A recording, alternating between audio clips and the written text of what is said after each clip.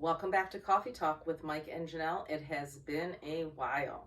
We hope everyone has had a safe and enjoyable summer, but we're back to finish up our little series on follow up appointments with doctor visits. So we're going to finish that up today. And Dr. C, I think the biggest question I have is how does someone maximize their visit when they know they only have a little bit of time to get all these questions, concerns, side effects, changes, updates in? Right. What would you recommend to get the most out of your next appointment? Well, I mean, as Janelle said, the average pediatrician appointment's about 8 minutes. And unfortunately, in psychiatry, very often it's not much longer, and that's hard to do in the neurotypical population. It's hard to do with an adult who's self-reporting. But in the population that we treat, particularly when individuals may not have expressive language and other things, there's not a lot that can be done in a relatively short time period. So can't stress this enough. Be prepared. Mm-hmm. Right? So what kind of things you can't, it's a follow-up. You can't discuss everything that's happened in the last 30, 60, 90 days. So first make a list. Make a list of good things and bad things that have occurred. I know we come to the doctors because we have problems and difficulties, and so we focus on those because that's why we're there. But it's also important to let your provider know what positive changes have occurred too. We've had a case in the past where like individual hadn't left the house for like 3 years, and we went to see him, and the parents like, oh, well, he's not here today. What do you mean he's not here? Well, he's in school. We've been trying to get him in school for 3 years, and he's in school and would have liked to have known about that, right? So good and bad things, write them down. If there's been changes with school, changes in the household, changes with support staff, if there are major changes, write them down. Some clinicians will, depending on how they communicate, may say, hey, yeah, email that ahead of time so I can be prepared. For sure. You have to work that out with the individual. But having that stuff written down will make it so you don't forget something important. Because sometimes appointments can be stressful. We're delayed getting there, traffic, if we're taking public transportation. But we're also talking about highlights. We're not talking about like day-to-day minutiae. Exactly, Okay. exactly. Major things that have occurred. Behavioral issues, injuries, medical changes, changes in school, involvement with law enforcement, things that have occurred, right? That's the main thing.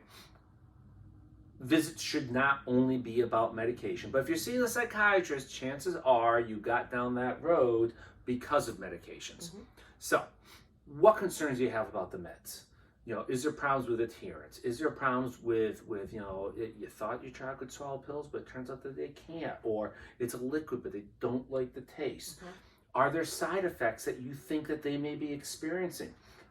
Common side effects are common. Uncommon side effects, a lot of times families say, oh, well, this happened. And in my mind, I'm like, probably not. It's probably not associated with med. But there are people who get very quirky side effects to things.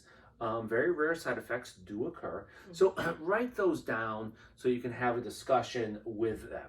For sure. Also, super important to be honest.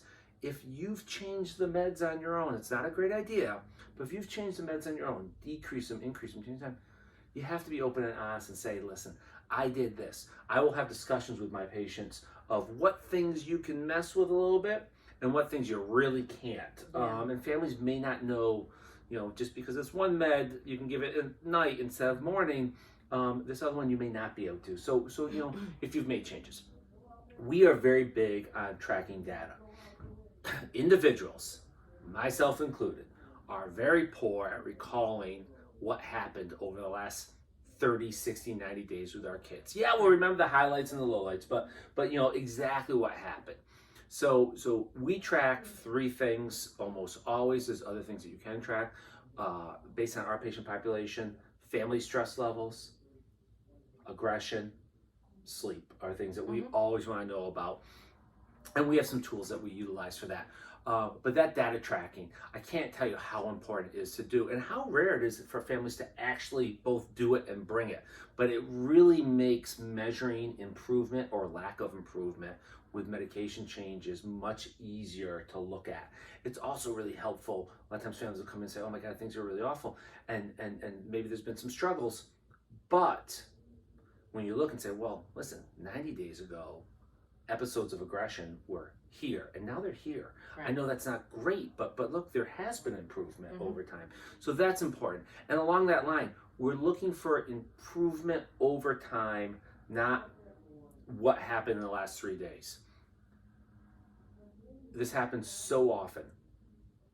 There's a bad day or two prior to the appointment, or even a bad car ride over. Mm-hmm. Parent is stressed, maybe an episode in the waiting room.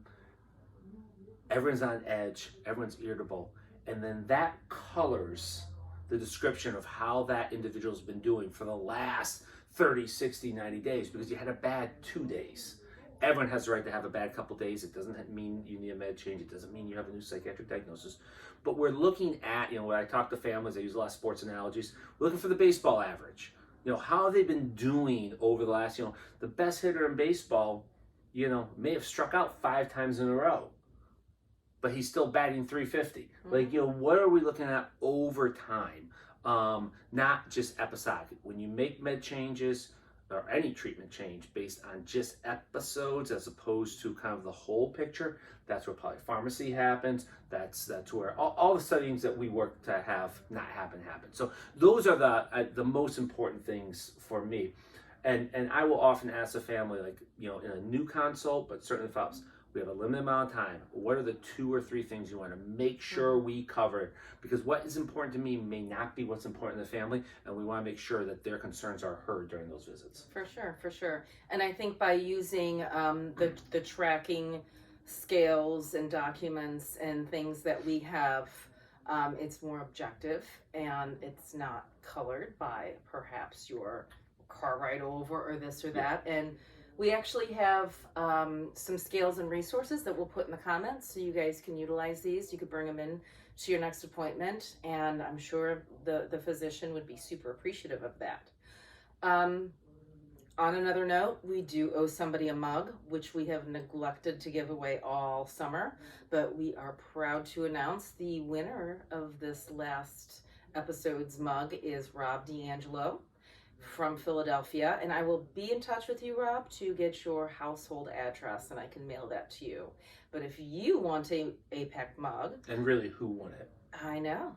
I mean, look, you too could have one if you like and comment on this video or any video up and coming. We take all of the names and then we do a drawing. So there you have it, folks. Another episode is under our belts. And until next time, APEC out. out.